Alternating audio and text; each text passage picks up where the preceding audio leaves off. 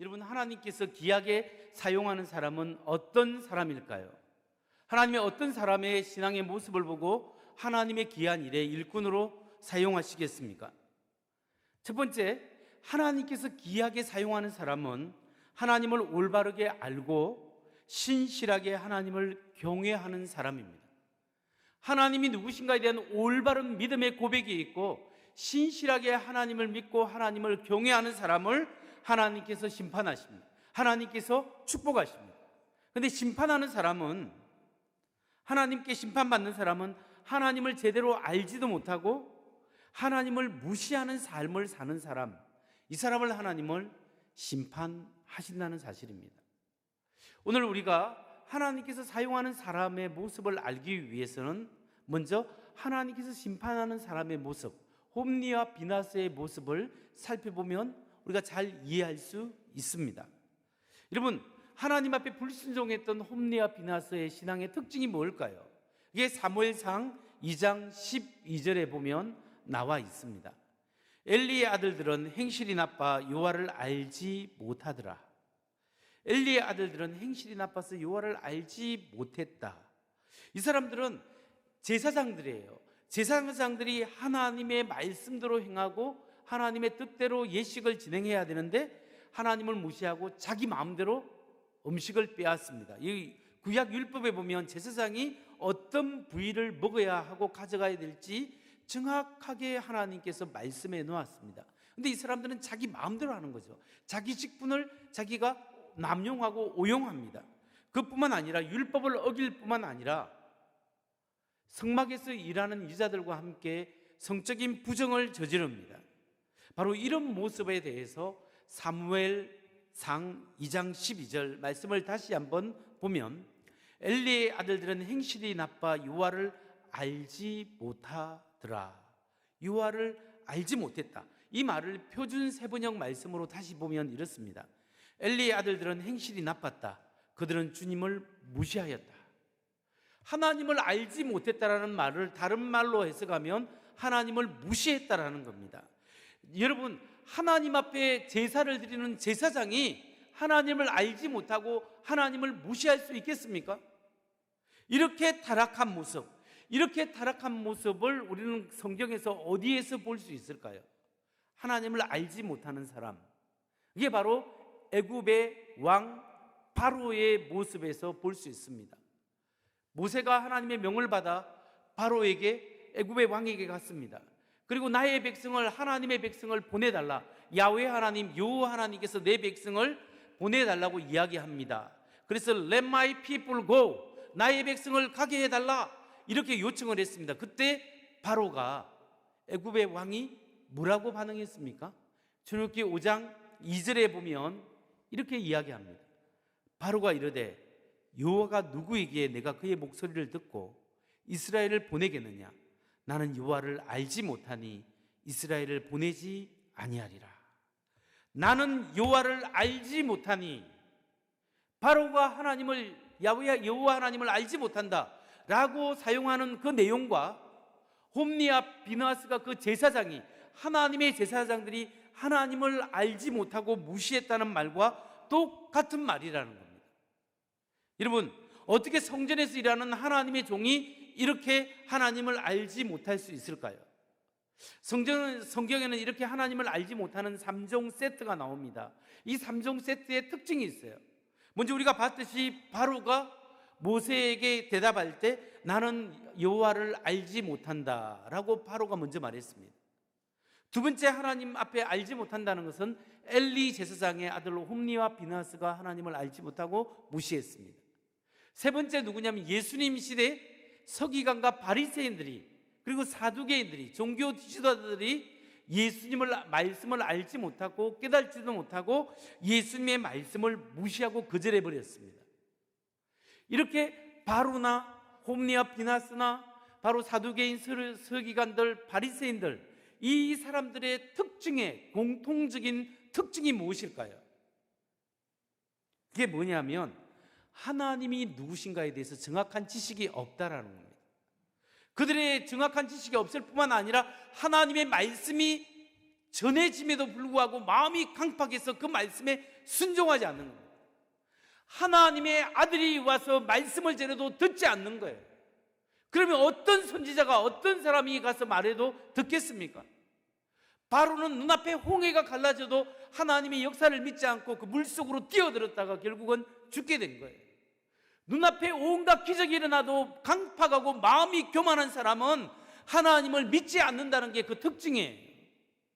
여러분, 하나님 앞에 주의 말씀이 내게 부딪힐 때 회개하고 돌이킬 수 있는 사람이 복된 사람인 줄 믿으시기 바랍니다. 여러분, 하나님의 말씀에 순종하는 사람 되시기 바랍니다. 이렇게 마음이 굳었고 강팍한 사람들의 마음과 대조적으로 사무엘의 어머니 한나의 마음은 어떨까요? 사무엘상 2장 3절을 보면 한나의 마음이 나와 있습니다. 너희는 교만한 말을 늘어놓지 말아라. 오만한 말을 입 밖에 내지 말아라. 참으로 주님은 모든 것을 아시는 하나님이시며 사람이 하는 일을 저울에 달아보시는 분이시다. 지금 한나는 하나님이 누구신가에 대해서 정확한 지식이 있어요. 그리고 한나는 지식적으로도 하나님을 알았고 경험적으로도 하나님을 알았어요.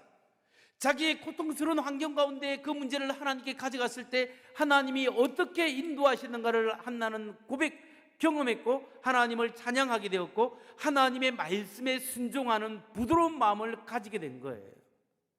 그래서 여러분, 하나님 앞에 축복받는 신앙인의 마음은 하나님이 누구신가에 대해서 분명한 지식, 분명히 알고 있고 그 말씀이 내게 들려질 때 그 말씀에 순종할 수 있는 부드러운 마음이 있을 때 하나님께서 하나님의 음성에 순종하는 그 사람을 통하여 하나님의 일을 이루신다는 사실입니다.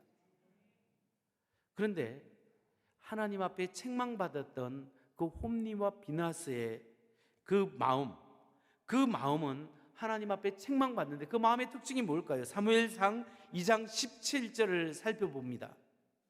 엘리의 아들들은 주께서 보시는 앞에서 이렇듯 심하게 큰 죄를 저질렀다.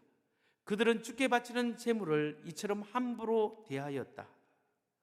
그들은 불경스러운 마음을 가지고 있었고 하나님에 대해서 함부로 하나님을 무시하고 하나님 말씀대로 살지 않고 함부로 대했다라는 겁니다. 그런데 한나의 신앙 고백은 어떻다고요? 사무엘상 2장 2절에서 다시 보면 주님 같은 분이 없습니다.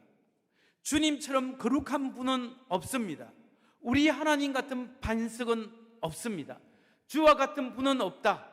주님처럼 거룩한 분은 없다. 주님 같은 반석은 없습니다. 정확하게 하나님 앞에 고백하는 거예요.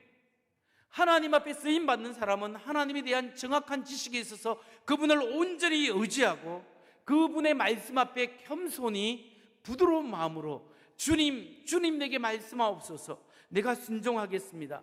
하나님의 이름을 높이고 그 말씀에 순종하는 사람, 이 사람을 통해서 하나님이 하나님의 역사를 이루신다는 사실을 여러분 믿으시기 바랍니다.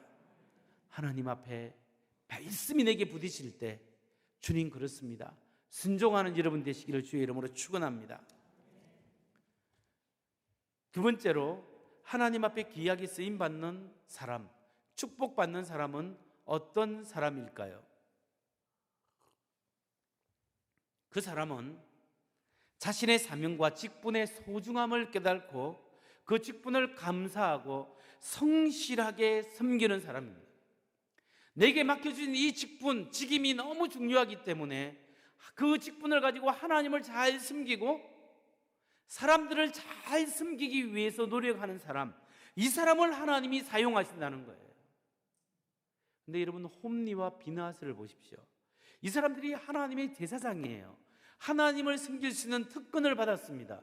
우리 중에 아무도 이렇게 홈리와 비나스처럼 이런 영적 지도자로 이런 특권을 가진 사람이 없을 거예요. 그런데 이 사람들은 특별하게 부름을 받은 사람이에요. 그런데 그들은 그들의 직분을 어떻게 여겼습니까? 사무엘상 2장 16절 말씀에 보니까 제물을 바치는 사람이 그 종에게 먼저 기름을 태우도록 되어 있으니 그렇게 하고 난 다음에 원하는 것을 가져가시오 하고 말하면 그는 아니요, 당장 내놓으시오. 그렇지 않으면 강제로라도 가져가겠소 하고 대답하였다. 자기 밑에 일하는 사람을 시켜서 강제로라도 빼앗아 오라. 홈리와 비나스가 하나님을 섬기는 사람들이 하나님이 주시는 소중한 직분의 기회를 자기의 욕심을 채우는 도구로 삼았다라는 거예요. 하나님의 영광을 드러내고 사람들로 하여금 그 고통과 아픔을 하나님께 아뢰고 죄의 사함을 받고, 그리고 그 사람들이 하나님을 잘 섬길 수 있도록 그렇게 도전을 하고 힘을 줘야 될 사람이 그 소중한 직분으로 자기의 유익만 챙겼다라는 거예요. 성도 여러분, 하나님께서 우리에게도 하나님의 일을 할 수 있는 여러 가지 직분과 직책을 주셨습니다. 우리는 생각해야 합니다. 하나님이 왜 나에게 이런 직분을 주셨을까? 하나님이 왜 나에게 오늘 이 서문교회에 다니게 하시고 왜 나에게 이런 모습으로 하나님 앞에 나올 수 있도록 해 주셨는가? 여러분, 우리에게 주신 직분, 맡겨주신 일들은, 교회의 직분은 계급이 아닙니다. 하나님 앞에 목사로부터 장로님으로부터 근사님, 모든 평신, 모든 성도들에게 이르기까지 이것은 기능으로 우리에게 맡겨주신 거예요. 기능이 말씀을 전하는 자이기 때문에 존중하고 존경받을 수 있는 거예요. 그러나 이것이 하나님 앞에 더 낮고 더 낮은 계급이 아니에요. 그런데 우리에게 주어진 이 기능, 이 직책을 가지고 하나님 앞에 하나님을 잘 섬기도록 소중한 기회로 삼아야 한다는 거예요.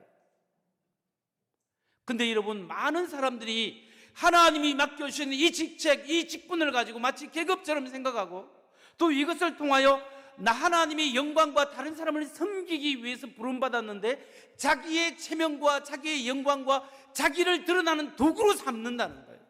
그게 홈리와 비나스가 한 사실입니다. 했던 일이에요. 여러분, 우리에게 맡겨진 이 사명을 우리가 잘못 감당할 때가 주로 언제냐 하면 성령의 인도하심을 받지 않을 때 우리의 심령이 메말라지게 됩니다. 우리에게 은혜가 떨어지고 하나님이 나를 부르신 그 은혜 안에 우리가 머물러 있을 때 하나님을 잘 섬기고 이걸 통하여 다른 사람에게 유익을 끼치는 이 도구로 삼아주시는데, 우리 안에 하나님의 인도하심, 성령의 은혜와 충만이 거하지 않으면 내가 왕노릇하는 거예요. 내 자신을 숨기고 내가 대접받으려고 하는 직위와 직분을 통하여 하나님의 영광이 아니라 하나님의 이름으로 자기의 이름을 드러내는 그 일에 사용되는 사람이 너무나 많은 겁니다. 그래서 두려울 때가 많습니다. 우리 모두가 하나님 앞에 서야 되는데, 하나님 앞에 맡겨주시는 이 직분을 내가 부족해도 하나님의 영광을 위하여 다른 사람을 섬기고 다른 사람에게 도움을 주는 힘이 주어지고 다른 공동체를 세우는데 사용되어져야 한다는 거예요.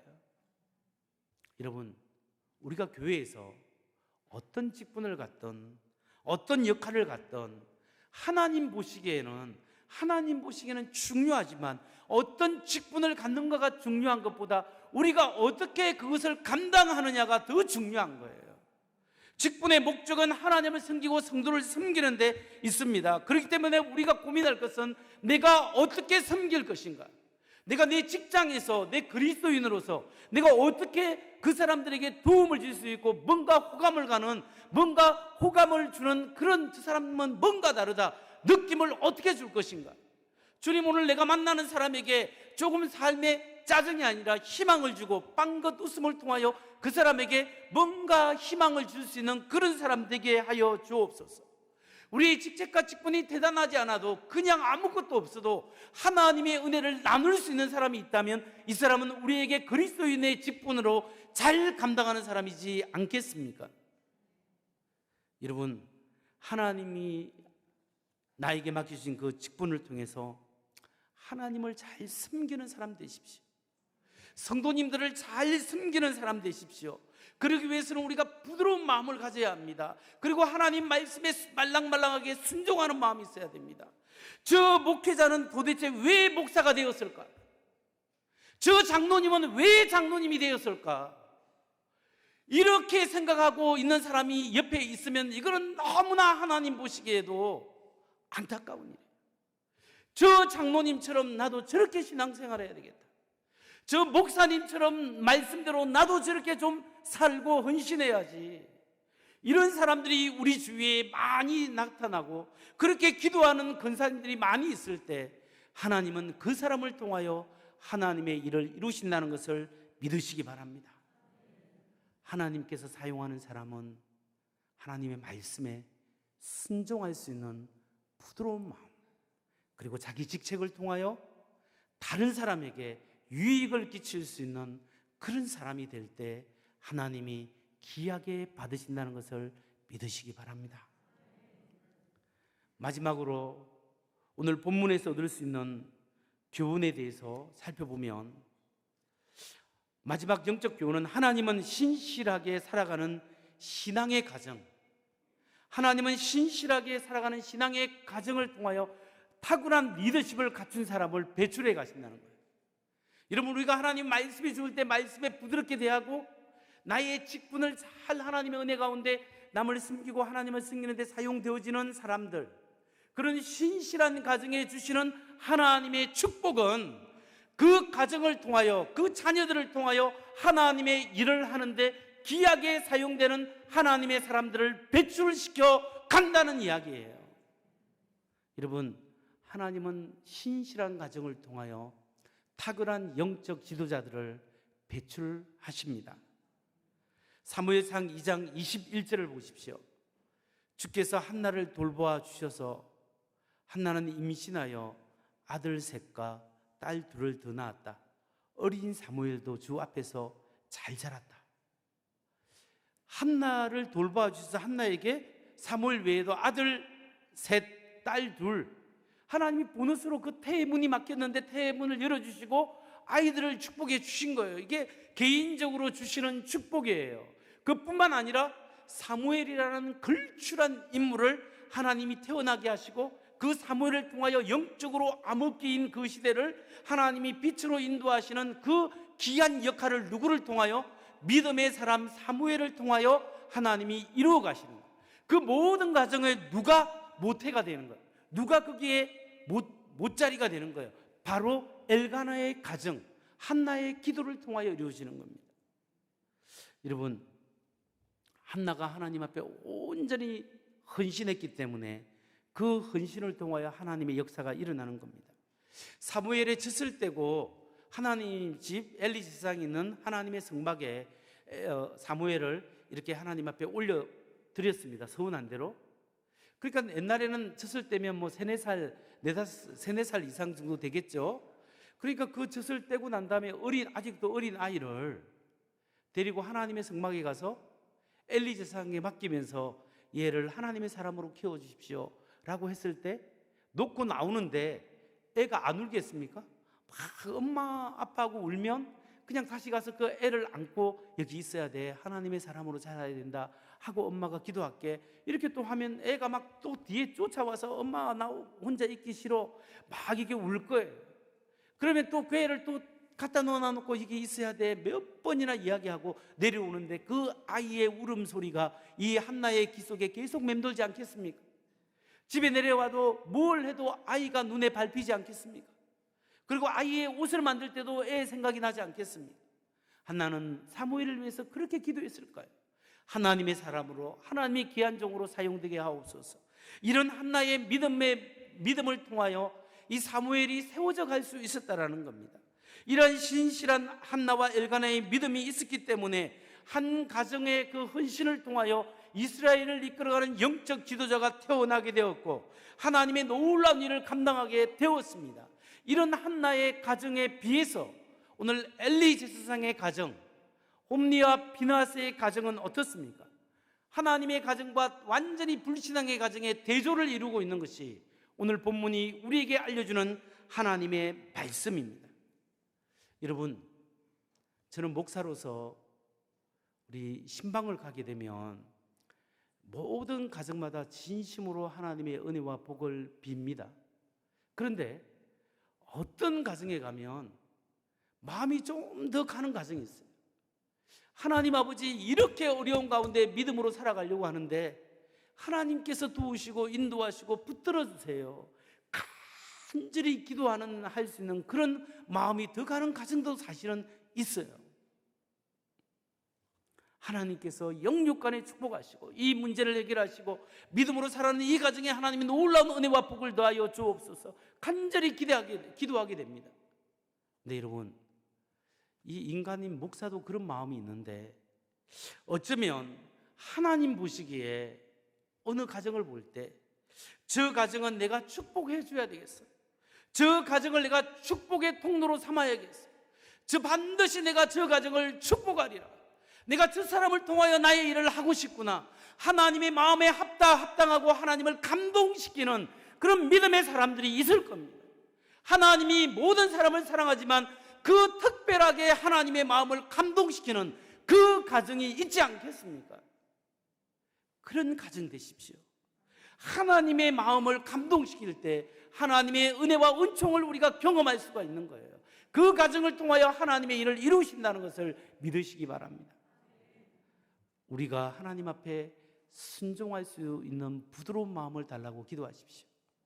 그리고 내가 맡긴 직분으로 나의 유익과 나의 체면을 강구하는 것이 아니라 하나님께 영광을 돌리고 다른 사람을 섬기는 그 일을 통하여 우리가 아무리 대단한 일을 하더라도 하나님께 영광을 돌리지 못하고 다른 사람을 섬기는 데 쓰임받지 못한다면 그것은 아무것도 아닐 수가 있습니다.